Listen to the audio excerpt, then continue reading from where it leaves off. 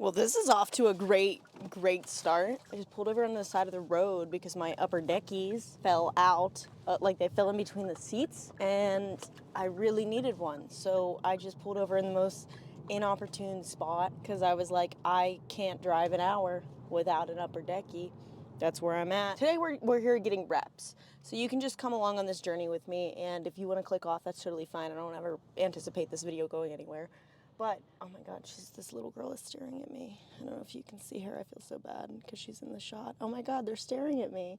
Anyways, my goal here is to get the reps in. I'm just here getting the reps. Hello, if you've never seen me before, hi, my name is Chief Queeph. I stream over on Twitch. I've been streaming on Twitch for like 5 years now. And I'm very comfortable talking to that camera. But for some reason, when I go to like sit down and film, when I go to film, period, I just get really uncomfortable. And I'm not really sure why that is. I don't know if it's just the direct eye contact. Maybe it's just that I'm trying to produce content that is so professional and so like polished, and my personality and my person is just not, and I never will be. That is preventing me from creating YouTube content, and I know that that's not the way that it should be, and I know that that's not what everybody fucking wants. I might actually have to, this is gonna be like minimally edited, but I'm gonna probably cut that out just because YouTube's weird like that. And that's another reason why I like streaming on Twitch so much, is because I can just be me. I can just say what I want. We can just vibe. I've never been somebody that has claimed to be the best at anything. Listen, man, I'm just a vibe. Like, I'm just vibing. That's the whole reason I'm here, is that I need other people to know that they're not weird and that they're not like strange and that they don't have to be perfect all the time. And so I don't really know why I didn't want to transfer that authenticity over to YouTube, and maybe I did, but I am very bad at talking to a camera and filming for something that is going to be available forever. Maybe that's the thing. Maybe that is what it is, truly. So I drive an hour to work every single day. I work 3 days a week. I drive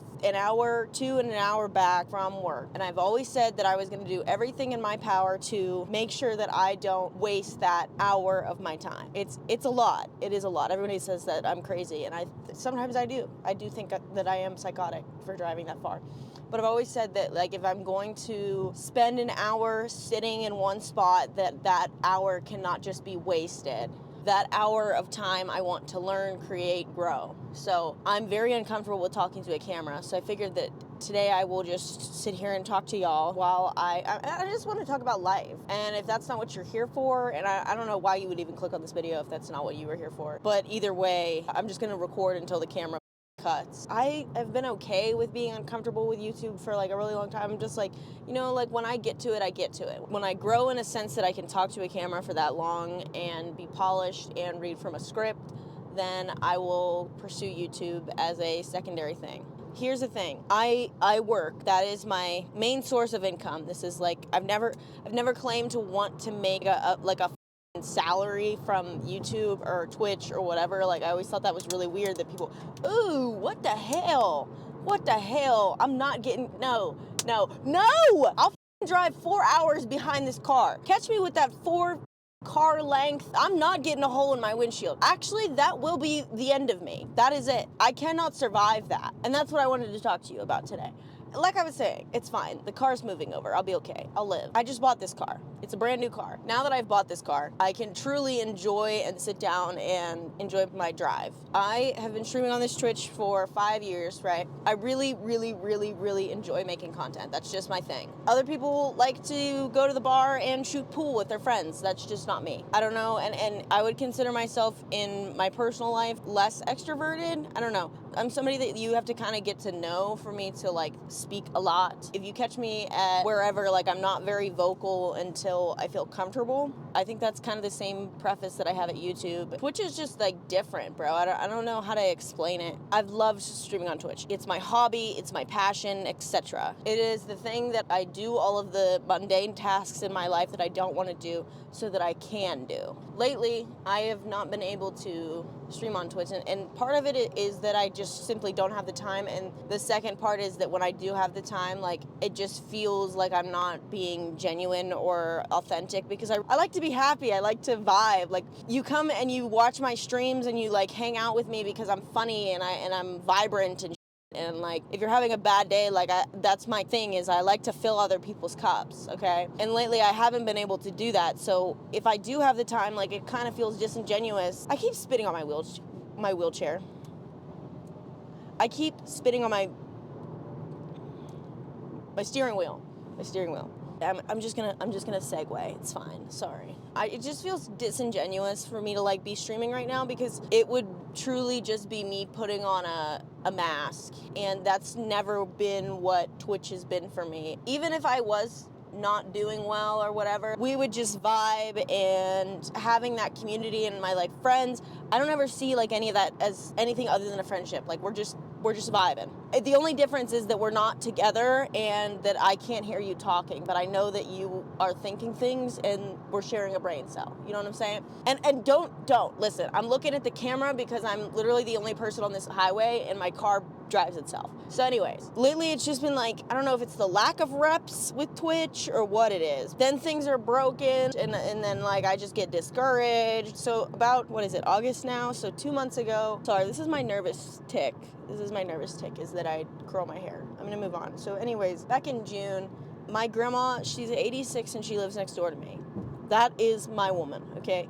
We do share a brain cell. Like, on vacation, we're sharing a room. People are getting fed up with our bullshit because we're just, like, we don't care. Everything is just, it's our way or the highway. I mean, we're willing to adapt and change, but, like, the things that piss me off are also the things that piss my grandma off. And so that's, I think, why we vibe. We're very, like, laissez-faire over certain things and not laissez-faire over other things. So back in June, my grandma fell. She has a mechanical heart valve. Not like the full mechanical heart valve, but so it's like a plastic little thing that they put in your heart. The best way I can describe it is a hair tie, like a fresh hair tie, where it allows the valve to open and close in the way that it wants to, but at the same time it also prevents it from going too far and then not being able to come back all the way. So she has this ring. Again, you didn't come here for medical knowledge. I'm just gonna explain it because the context matters. There is one specific blood thinner that is preferred. The other new blood thinners that are actually like better and require less monitoring and are less risk to benefit analysis for you. My grandma is on this blood thinner. It's called warfarin. Warfarin can be really, really dangerous. Warfarin is the only blood thinner other than like heparin, which we don't really use outside of the hospital. Like, it's just not appropriate for that setting, because warfarin and heparin are two blood thinners that are super duper potent, and so they require like routine monitoring. So like every couple weeks you have to get blood work drawn, and then they change your dose based on how thin your blood is, because we don't want your blood to be too thin, because then if you start bleeding, you won't stop, because there's nothing for your blood to clot on. So my grandma's on this really dangerous blood thinner, and she fell. It must have knocked her out or something. I got a call from my mom. That day I was editing a YouTube video, fun fact, but I was editing it that day. And I started editing, and then I was like, okay, I'm gonna go see my grandma, and then I'm gonna go to my doctor's appointment. I've been trying to schedule this doctor's appointment for like months. And so I'm working on this VR stream, and I'm so close to finishing it. And I'm like, you know what, actually, I'm gonna finish where I'm at, and then I'll go to my doctor's appointment, and then from my doctor's appointment, I'll park my car and just walk over to my grandma's, because she lives next door, okay? And so I'm going to leave for my doctor's appointment, and I get a call from my mom. My mom's at work, and she goes, hey, are you over at grandma's? I was like, no, I was gonna go after my appointment. Why? She was like, oh, well, she fell. And I was like, she fell? Why did no one? She was like, yeah, there's an ambulance over there. Now, preface, I don't like talking about the fact that I'm a nurse on my content, because it's weird. There's a whole host of, like, the whole thing is just strange. I like being authentic and genuine, but at the same time, like, that is a part of my life that, like, is very business professional, and my content is not very business professional. So I try to keep them separate. But I work in an ER. So when I heard that they called an ambulance, like, initially I was kind of like, why did we call an ambulance? So she was like, they called an ambulance. And from that moment, I think I said, oh, and then I just started running. And I got over there, and she's laying on the floor. Paramedics are in there. They're asking me if I can fill out her med list. And I'm looking at her on the floor, and she's pretty drowsy. And that made me very nervous. So I start shaking. So they were like, oh, here, can you fill out her med list? And I was like, yes, sure. And they give me this clipboard, and on the clipboard, I can see what my grandma's vital signs are. And her blood pressure is low, and her heart rate is high. And my nurse brain knows that means there's bleeding. My grandma has a pacemaker. Her heart rate is usually like whatever the minimum of the pacemaker. Sometimes it's like 55, sometimes it's 60. Today it's like 120. So to me that just means that there's something very, very wrong. And the paramedics are like, well, you know, her vital signs look good right now. I think my family was asking questions and they were like, well, her vital signs look good right now. And I'm looking at the paper and I'm like, that's just not real. And the fact that they were like, hey, do you have any pain? And she was like, no. So they're going to pick her off the floor and they're like, hey, are these bruises new? And they show us her leg and it's just like blood is just, it's called a hematoma the whole way down her leg. And I'm like, this whole moment was so jarring for me and so terrifying. I kind of knew that we, for lack of better words, we could very well be cooked, is where I'm at. So they're like, they look at me because everyone's like, she's the nurse. And they look at me and they go, where do you want to go?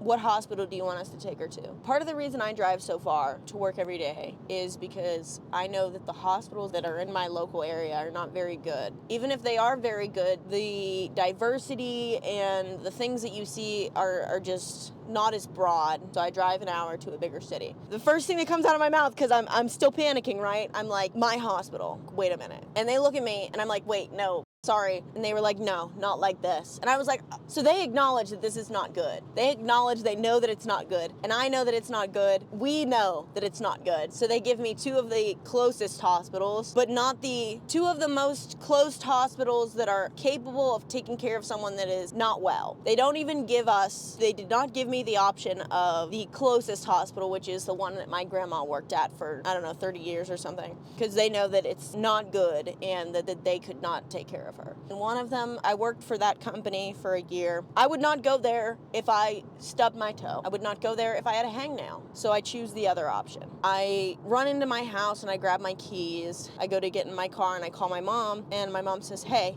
how's she doing? And the first thing that came out of my mouth was, it's bad. And my mom was like, what do you mean by that? What do you mean it's bad? In my head, I'm like, what do you mean? What do you mean, how is it bad? I'm telling you that it's bad. And my mom is also a nurse. I'm a third generation nurse in my family. In my head, I'm like, I work in an ER, and I'm telling you that it's bad, okay? So do with that what you will. Those are the things that to me tell me that this is not good. And I tell my mom those things and she goes, oh, okay. Either way, we get there and we're in the waiting room and it's just me, my mom, and my uncle. My uncle says something along the lines of, oh, well, my mom and my uncle both are under this impression that maybe my grandma was just dehydrated and that's why she fell. And I never look over at them and I say, no, guys, she has a bleed. I don't know if it's in her brain. I don't know if it's in her chest, but she's bleeding. That's what's wrong here. They were both kind of like, yeah, you know. They scan her head and they find that she has had a massive brain bleed. That's why she's having trouble speaking. That's why she doesn't have any pain, is because the part of her brain is like being compressed by the blood. So we're at a hospital that I know is not equipped to deal with that. The doctor comes in and I realize that the doctor that is coming in is a doctor that is the wife of a doctor that I worked with. And I'm like, oh my goodness, hello. So she gives us the story, and they're like, we need to move her. At this point, I'm shook, okay? But I made the decision for her to come here, and now they're asking me what I think they should do now. They gave the two options for two separate hospitals. So I'm thinking, let's go south, baby. And my mom's like, all of her care has been at the north system. Let's do that. We were anticipating her, going by ambulance. No. I think at that point they did tell us that she had midline shift. For anybody that works in medicine, if you hear midline shift, your butt puckers. That really puts in perspective, the how bad it is or where we're at. I hear midline shift and I'm like, no. So in my head, when I hear midline shift, I think this could be it. Honestly, this could be it. They decided they're going to life flight her. So they life flight her from the smaller hospital to the bigger hospital. She couldn't really open her eyes. My uncle and my mom were kind of sitting in the corner of the room because they were just kind of in shock. In my head, I kind of knew where we were. And so I sat next to her bed and I held her hand. And I didn't want to say it, but I forced myself to. I had to tell her I loved her. Because I didn't know if she was going to make it even to the other hospital. That's where we were.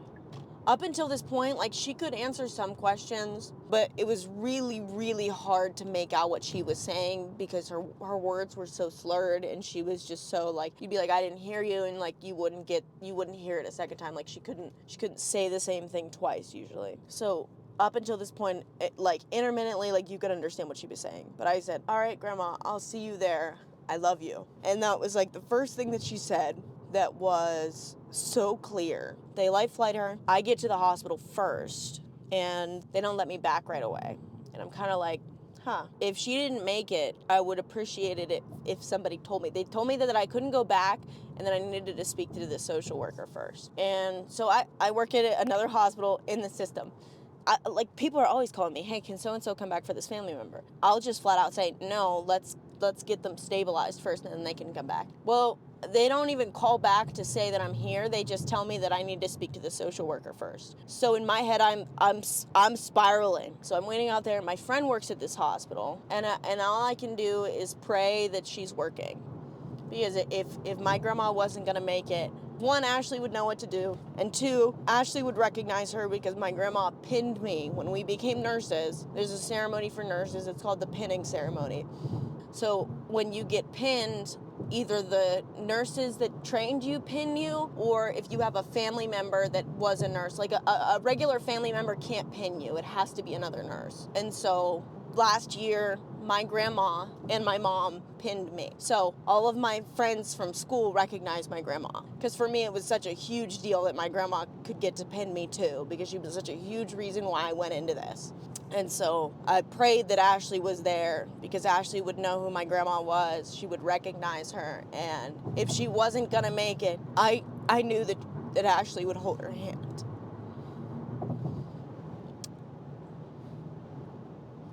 That's it.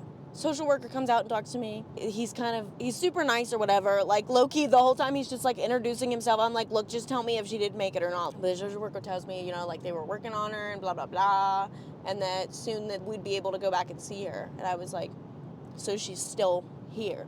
And they were like, yeah. Cool. She went to the ICU, an ICU step down. It was amazing, but there were just, like, things that you were like, oh, no. Like, as a nurse, like, I was like, fuck.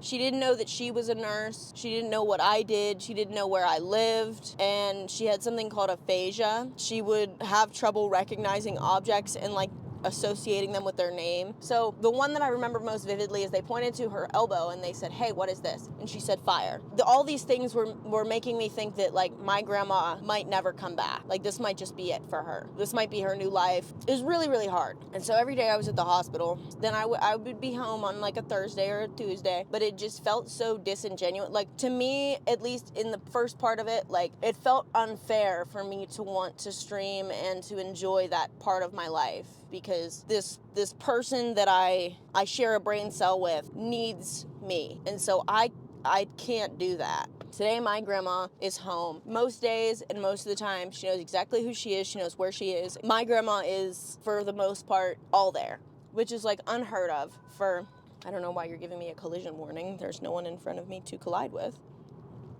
She's totally, like, mentally, most of the time, with it. She does get confused. I never expected for her to get any of that back, because me and my grandma set up the, like, online chart thing so I could, like, look at all of her stuff as it was coming in, so I can look at the size of her brain bleed. And I see how big it is, and I see that she has a 5mm midline shift. And that's pretty significant when you're talking about a brain. So a brain, like any other part of your body, with the exception of, like, compartment syndrome, there's an equation that we use. So basically, like, your brain is the only part of your head or your body that can't, like, expand. So whatever's in between your skull doesn't have a lot of room to grow or to... When you have a brain bleed, that pushes everything in your head, and because your head can't expand and there's nowhere for everything to go, it'll actually do something called herniation, where it'll start to go downwards, because that's the only place that your brain can really grow to, and that can kill you. As I'm reviewing her stuff, and I realize that it's pretty bad. It's not looking good, chat. It's not looking good. But she gets back to it. Now she's home. The blood is reabsorbing in her brain. She doesn't remember anything. Anything. The thing about her she spent 30 days in the hospital. She doesn't remember a single day of it. I found out recently that that's entirely because of where the bleed was. The part of her brain that forms new memories was damaged and unusable. So she doesn't remember a goddamn thing from her whole visit. So she's definitely getting better, but there are some things. I mean, she spent 30 days in a hospital, not moving. She's 86. So everything is coming back slowly, but like the weakness is probably the worst part. So the worry is that she's cognitively remembering, oh, the doorbell rings, I need to go get it. She goes to get the doorbell. She forgets that she's weak, and then she falls again. So someone is with her 24 hours a day, but she can't be independent at this current state. That's just how it is. So someone's with her 24/7. We all take shifts. That is beautiful and great, and it works well. I told you a whole long story. I told you a riveting story about how my grandma is not well and the story of what happened. All of that was to say, I think YouTube is a happy medium for me right now as I continue to support my grandma in her recovery.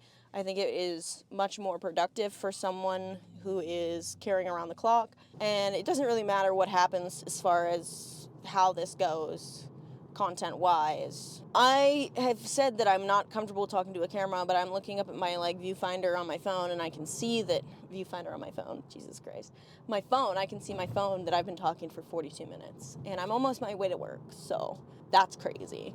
All of this was to say that things have looked very different for me lately, and this might be my new way of creating content because that's the thing that I enjoy the most in this world. And I hope that you will grow with me if you enjoyed this little rant sesh, I guess. I don't even know if this was entertaining. Most of this was informative. I didn't mean to make a medical documentary here. I don't really know how we got there, but sometimes that's just how my brain works.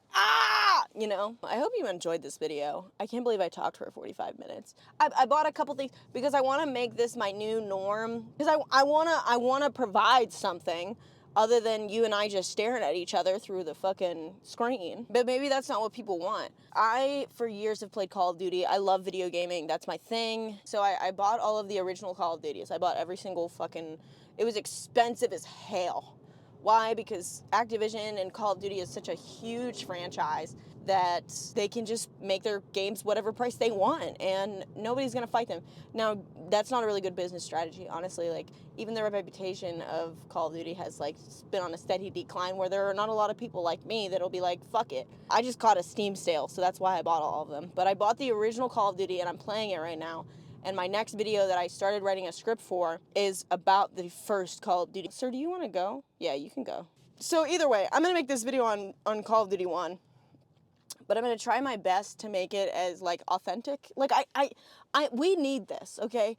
The problem with YouTube right now, I think, is that there's not enough of this, okay? That is something that I love doing during my streams. I love that it's just me and you talking to each other. Even though I am recording this now, you're just watching. I love that it's just two people staring at each other through a screen. The humanity and the authenticity is something that has been the whole reason why I enjoy doing this.